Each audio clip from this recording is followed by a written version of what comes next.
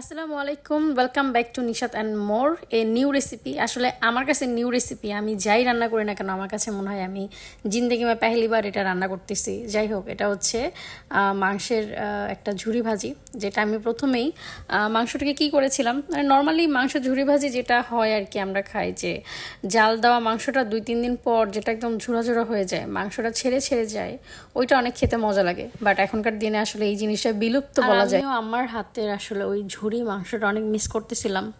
But you have to বুঝতে হবে, এটা আপনার শ্বশুরবাড়ি, সব কিছু আপনার সামনে পরিবেশন করা থাকবে না। আপনাকে নিজের জন্য বা নিজের পছন্দের খাবারটা নিজেকেই রেঁধে বেড়ে খাইতে হবে এবং সবাইকে খাওয়াইতে হবে।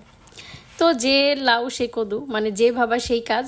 আমি প্রথমে মাংসটা যেটা করেছি, মাংসটা আমি প্রথমে হচ্ছে প্রেশার কুকারে আমি একদম মাখায় টাখায় বসাই দিয়েছি, অল্প অল্প করে মশলা দিয়ে, মাংসের যা যা মশলা থাকে রাঁধুনি মাংসের মশলাটা একটু অ্যাড করেছিলাম। আর হচ্ছে ঝুরি ভাজির মধ্যে প্রথমে মানে পেঁয়াজ, অনেকগুলো পেঁয়াজ, আর হচ্ছে সেখানে হালকা হালকা করে শুকনো মরিচ, তারপর জিরা গুঁড়া, মানে সব মশলা অল্প অল্প করে দিয়ে, মানে মাংসে যে যে মশলা ইউজ হয় এই মশলা এখানে অল্প অল্প করে দিয়ে একটু নাড়াচাড়া করে পানি দিয়ে সেটা একটু কষানো হয়ে গেলে, ঠিক খুব কষানো না, হালকা একটু মানে কষানো হয়ে গেলে দেন এর মধ্যে আমি মাংসটা ঢেলে দিব। আর মাংসটা ঢেলে দেওয়ার পরে নাড়াচাড়া করব। এই হলো খুবই সিম্পল একটা রেসিপি। যাই হোক, সবাই চাইলে এটা রান্না করতে পারবে, যেহেতু মানে ঝুরি মাংসটা এখন খুব একটা বেশি মানে পাওয়া যায় না বা খাওয়া যায় না, বা কোরবানি ঈদ ছাড়া হয় না। তো অনেক সময় আপনারা যেটা করতে পারেন, কোরবানি ঈদ ছাড়াও যদি আপনাদের কখনো খেতে ইচ্ছে করে তো এইভাবে খাইতে পারবেন। বাট আপনি ওই স্বাদটা পাবেন কি না আই ডোন্ট নো। আমি তো ওই রকম স্বাদ পাইছি, সেরকম না আর কি। মানে হইতে পারে এটা এমন যে মায়ের হাতে রান্না আমি কখনোই সেরকম পারবো না।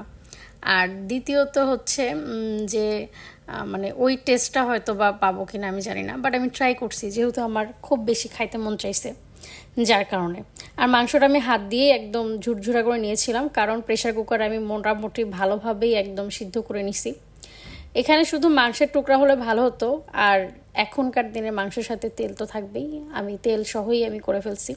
আমি আলাদা করে কোনো তেল দিইনি, মাংসতে যে তেলটা ছিল পেঁয়াজ ভাজাতেও আমি ওই তেলটা আলাদা করে রেখেছিলাম, ওই তেলটা দিয়ে আমি পেঁয়াজটা ভেজে রেখেছিলাম যাতে নতুন করে আর কোনো তেল অ্যাড না করতে হয়। তো এরকম একটু পরপরই নাড়াচাড়া করবেন, নাড়াচাড়া করতে করতেই দেখবেন যে আপনার খাবারটা রেডি হয়ে গেছে। তবে খাবারটা খেতে অনেক বেশি ভালো লাগে, আমার কাছে এই খাবারটা খুব বেশি মজা লাগে। আপনারা চাইলে খুবই সহজে বাসায় এইভাবে রান্না করতে পারবেন। প্রেশার কুকারে খুব বড় জোর 15 থেকে 20 মিনিট লাগছে আমার মানে মাংসটা কুকড হইতে, আর এটা ভাজাভাজি করতে আধা ঘন্টা টাইম লাগছে। অলমোস্ট 1 ঘন্টার মধ্যেই আপনার খাবার ইজ দ্য রেডি। আর এটা ছিল ফাইনাল খাবারের লুক, যেটা আপনারা এর আগেও আমার ছোটো ছোটো রিলসে দেখছেন।